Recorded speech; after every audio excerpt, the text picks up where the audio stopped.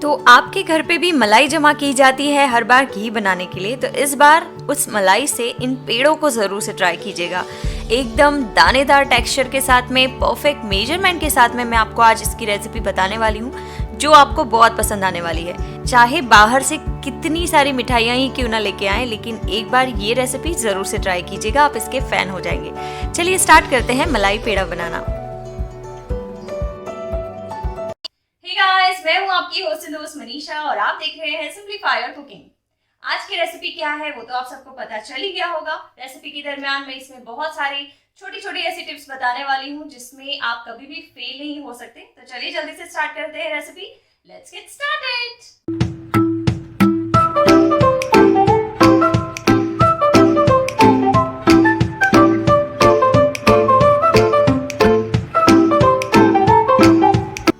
ये पेड़े हैं, उन्हें हम या तो मलाई पेड़ा या फिर थाबड़ी पेड़ा बोल सकते हैं। आज यहाँ पर मैंने ली है मलाई लेते समय आपको दो चीज़ों का ध्यान रखना है। फर्स्ट कि मलाई बहुत ज़्यादा पुरानी नहीं होनी चाहिए, उसके ऊपर जो पीली परत जम जाती है वो बिल्कुल भी नहीं होना चाहिए। पॉइंट नंबर 2 ये है कि मलाई के अंदर बहुत ज़्यादा दूध की मात्रा नहीं होनी चाहिए, यानी कि मलाई मैक्सिमम मलाई के फॉर्म में ही होनी चाहिए। यहाँ पर मैंने जो कंटेनर लिया है वो है 500 ग्राम्स का और ये मलाई भी 500 ग्राम्स है। तो इस कंटेनर में मैंने इसीलिए रखा था ताकि मैं आपको बता पाऊँ कि कितनी क्वांटिटी में या फिर वजन में मैं मलाई को ले रही हूँ। अगर आप इसे इस तरीके से मेजर नहीं करना चाहते हैं तो आप सिंपली कटोरी से भी मेजर कर सकते हैं। तो मेरे पास जो कटोरी है वो लगभग हाफ कप के करीब मेजर की है। तो यहाँ पर मैं इसे भर के इस तरीके से पूरा अगर इसमें ऐड करूँ तो लगभग 3 कटोरी भर के मैं यहाँ पर मलाई लूँगी, यानी कि 1.5 कप के करीब हमारी टोटल मलाई होगी। अब आपको ये ध्यान रखना है कि मलाई के अंदर बहुत ज़्यादा दूध नहीं होना चाहिए। उसका रीज़न ये है कि अगर मलाई में बहुत ज़्यादा दूध की मात्रा ही हो गई तो फिर हमें बहुत ज़्यादा टाइम लग जाएगा उस दूध को रिड्यूस करने में। तो इसीलिए आप ध्यान रखिएगा कि मलाई बिल्कुल भी रनी ना हो। इस तरीके से थिक मलाई होगी फॉर्म में तो बहुत ही जल्दी से ये रेसिपी बन जाती है। मैं रेसिपी के दौरान आपको टाइम बताती जाऊंगी कि कितना टाइम हुआ है, तो आप रेसिपी को डिट्टो फॉलो कीजिएगा। यहाँ पर हमने लो टू मीडियम फ्लेम पे मलाई को पे रखा है और सबसे फर्स्ट स्टेप ये है कि हमें मलाई को मेल्ट करना है। तो मलाई जो है यहाँ पर आप देख सकते हैं कि अच्छे से ये मेल्ट हो चुकी है। जब ये मेल्ट होगी, जैसे कि जब ये बॉईल होगी, तो जैसे दूध में होता है कि जब हम दूध को कर्डल करते हैं, उसे फाड़ते हैं उसका छेना बनाने के लिए, तो दूध में पानी की मात्रा और साथ में जो मिल्क सॉलिड्स होते हैं वो अलग होते हैं। लेकिन जब हम मलाई के साथ ये प्रोसेस करते हैं तो मलाई जो है उसमें ऑलरेडी ऐसी प्रॉपर्टीज़ आ चुकी है क्योंकि हमने उसे इकट्ठा किया है कुछ दिनों से, यानी कि 5 से 6 दिनों की मलाई मैंने यहाँ पर ली है। तो जब हम उसे बॉईल करेंगे तो वो खुद ब खुद छेना बनने लग जाएगा और उसमें पानी अलग नहीं होगा क्योंकि इसमें पानी की मात्रा ही नहीं है। तो यहाँ पर अलग होगा घी यानी कि फैट और साथ में अलग होगा मिल्क सॉलिड्स यानी कि मिल्क पार्टिकल्स। तो अब यहाँ पर आप देख सकते हैं कि इसमें घी रिलीज़ होने लगा है। तो हमें इसे तब तक मीडियम टू लो फ्लेम पे गर्म करना है जब तक कि इस तरीके से घी बिल्कुल ही अलग नज़र ना आने लग जाए। तो आप देख सकते हैं कि इतना सारा घी नज़र आने लगा है। अब हमें जब घी नज़र आने लगा है तो घी के साथ हमें इसे बहुत ज़्यादा कुक नहीं करना है। इसका रीज़न ये है कि हम अगर घी के साथ इस छेने को बहुत ज़्यादा कुक करेंगे तो छेना जो है वो बहुत ज़्यादा च्यूई हो जाएगा और पेड़ा खाने में सॉफ्ट नहीं लगेगा। तो इस चीज़ का ध्यान रखिएगा। इसीलिए यहाँ पर मैंने एक्स्ट्रा घी जो था वो हटा दिया है। उस घी को आप इजीली नॉर्मल जैसे घी होता है उसी तरीके से यूज़ कर सकते हैं। अगर घी में आपको मिल्क पार्टिकल्स नज़र आएँ तो उसे आप थोड़ा सा गर्म करके बर्न कर लीजिए और फिर आप वो घी को यूज़ कर सकते हैं। अब हम आते हैं छेने पे। तो यहाँ पर जो हमारा छेना है वो बिल्कुल सेपरेट हो चुका है, ड्राई हो चुका है। अब इसमें घी की मात्रा कम है। तब हम इसमें ऐड करेंगे लगभग हाफ कप के करीब दूध। तो यहाँ पर बिल्कुल रूम टेम्परेचर का ही दूध लिया है मैंने, जो मैंने इसमें ऐड किया है। दूध और छेने को दोनों को बहुत अच्छे से हम मिक्स कर लेंगे। इसे लगभग 1 मिनट तक चलाया है मैंने। उसके बाद हम आगे की इसमें चीज़ें ऐड करेंगे।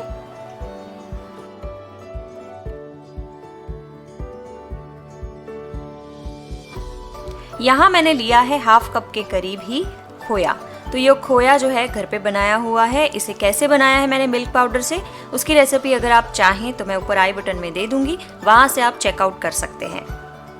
अब हमें यहाँ पर 3 चीज़ें हैं हमारे पास, तो इन तीनों चीज़ों को बहुत ही अच्छे से मिक्स करना है, यानी कि खोया, छेना और उसके साथ है दूध। इन तीनों चीज़ों को हमें बहुत ही अच्छे से मिक्स करना है और जो इसका दूध है उसे हमें रिड्यूस करना है। तो आप देख सकते हैं यहाँ पर दूध जो है ऑलमोस्ट गायब हो चुका है। तो अब हमारे पास यहाँ पर जो इसका सॉलिड जो फॉर्म बचता है उसके साथ हमें आगे की प्रोसेस करनी होगी। अब हम इस स्टेज पे, यानी कि इस छेने को बनते हुए लगभग 7 से 8 मिनट हो चुके हैं, तब हम इसमें ऐड करेंगे चीनी। चीनी मैंने ली है यहाँ पर 1/4 कप के करीब और इसे हम बहुत ही अच्छे से मिक्स करेंगे। तो जैसे ही आप इसमें चीनी ऐड करेंगे ना, चीनी के साथ यहाँ पर कोई भी लिक्विड फॉर्म नहीं है, यानी कि दूध या पानी नहीं है, तो चीनी कैरेमलाइज होने लग जाएगी खुद से और उसी के साथ जो छेना है उसका जो कलर है वो डार्कर होता जाएगा, यानी कि जितना आप उसे रोस्ट करेंगे उसका कलर उतना ज़्यादा डार्क होता जाएगा। तो आप देख सकते हैं कि कितना ब्यूटीफुल कलर आया है इसका और इसमें घी की मात्रा और भी ज़्यादा निकल रही है, यानी कि आप जितना इसको ज़्यादा कुक करेंगे इसमें से घी जो है वो रिलीज़ होते जाएगा। अब यहाँ पर आप देख सकते हैं कि ऑलमोस्ट गोल्डन ब्राउन कलर का हमने इसे रोस्ट कर लिया है और अब हम यहाँ पर गैस की फ्लेम को बंद कर देंगे। इस स्टेज पे इसे रोस्ट होते हुए लगभग 15 से 16 मिनट हो चुके हैं। उसके बाद हम इसमें ऐड करेंगे 2 टेबलस्पून के करीब मिल्क, दूध, यानी कि ये जो दूध है वो ये काम करेगा कि हमारा जो छेना बना है उसमें घी की मात्रा तो है लेकिन उसमें मॉइस्चर बिल्कुल भी नहीं है। तो इसीलिए हमें गैस की फ्लेम को बंद करने के बाद 2 टेबलस्पून के करीब इसमें दूध ऐड करना है ताकि इसका जो मॉइस्चर है वो बरकरार रहे। अब उसी पैन में हम इस तरीके से सभी छेने को साइड में लेके प्रेस करके सेट कर देंगे और साइड में आप देख सकते हैं कि इस तरीके से घी सारा निकल जाएगा। तो इस घी को हमें अलग निकाल लेना है और इसे ठंडा कर लेना है। यहाँ पर मैंने इसका घी सेपरेट कर लिया है और इसे हम ठंडा कर लेते हैं। ठंडा होने के बाद में आप देख सकते हैं यहाँ पर इसका फॉर्म कैसा बना है। ये देखिए, इसका फॉर्म ऐसा है कि इसमें मॉइस्चर नहीं है। आप देख सकते हैं कि जैसे ही अगर मैं इसे बाइंड भी करूँगी तो तोड़ूंगी, वैसे ही इसके जो दाने बने हैं उसकी वजह से ये बिल्कुल ही बिखर जाएगा, यानी कि ये एक पेड़े का शेप नहीं ले पाएगा। तो इसीलिए अब हमें आगे की प्रोसेस करनी है ताकि इसमें थोड़ा सा मॉइस्चर आए। तो अब हम यहाँ पर इसे एक बोल में ट्रांसफ़र करेंगे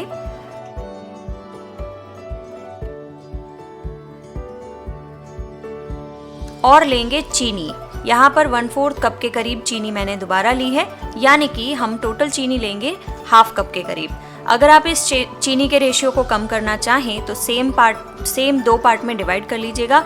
1/2 पार्ट पहले यूज़ कर लीजिएगा और सेकेंड हाफ बाद में यूज़ कर लीजिएगा। अब यहाँ पर इस चीनी को हम मेल्ट करेंगे बिना पानी के, यानी कि इसे हम कैरेमलाइज करेंगे। तो चीनी जब कैरेमलाइज होगी तो ध्यान ये रखना है कि गैस की फ्लेम को आपको लो पे रखना है और इसका हल्का सा कलर जब चेंज होगा तो तब हमें इसमें इस छेने को ऐड करना है। यानी कि हमारी जो फर्स्ट प्रोसेस थी वो थी इसे दानेदार बनाने के लिए, और जो सेकंड प्रोसेस हमने की है यानी कि कैरेमलाइज चीनी के अंदर जो हम इसे मिक्स कर रहे हैं वो है उसको एक बाइंडिंग देने के लिए। तो इस चीज़ का आप ध्यान रखिए, बहुत ही अच्छे से चीनी के मिक्सचर के साथ इसको मिक्स कर लीजिए और इसे आप ठंडा कर लीजिए। अब यहाँ पर आपको मैं दिखाती हूँ कि अब अगर हम इसके पेड़े बनाएंगे तो क्या बनेंगे। तो आप देख सकते हैं मेरे हाथों में बहुत ज़्यादा घी दिख रहा है आपको। हमने इसमें घी ऊपर से ऐड नहीं किया है, इसलिए हम मेजरमेंट का यहाँ पर ध्यान नहीं रख सकते हैं। हमने इस छेने को बनाया है मलाई से, खुद मलाई से, तो अब जितना भी घी एक्स्ट्रा लगेगा वो हमें निकालना ही पड़ेगा। तो इसीलिए मैंने यहाँ पर एक टीन का बर्तन लिया है और इस तरीके से इसको साइड में सेट कर दिया है और इसे हम रेफ्रिजरेटर में रखेंगे लगभग 15 से 20 मिनट के लिए, ताकि इसका जो घी है एक्स्ट्रा वो सारा कंप्लीटली निकल जाए। और इसे हम थोड़ा सा टेढ़ा करके रखेंगे ताकि घी आसानी से इसमें से निकल सके। अब हम अगर इसके पीसेस चाहते हैं तो हमें इसी टाइम पे इसे कट लगा देने होंगे ताकि इसे बाद में कट करने में प्रॉब्लम ना हो। इसके साथ ही मैं इसे गार्निश भी कर देती हूँ पिस्ता की कतरन से।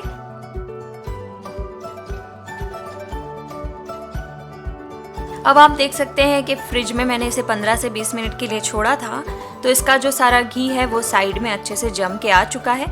फ्रिज में रखने का जो मकसद है वो सिर्फ इतना ही है कि हम घी को अलग अच्छे से निकाल पाएँ।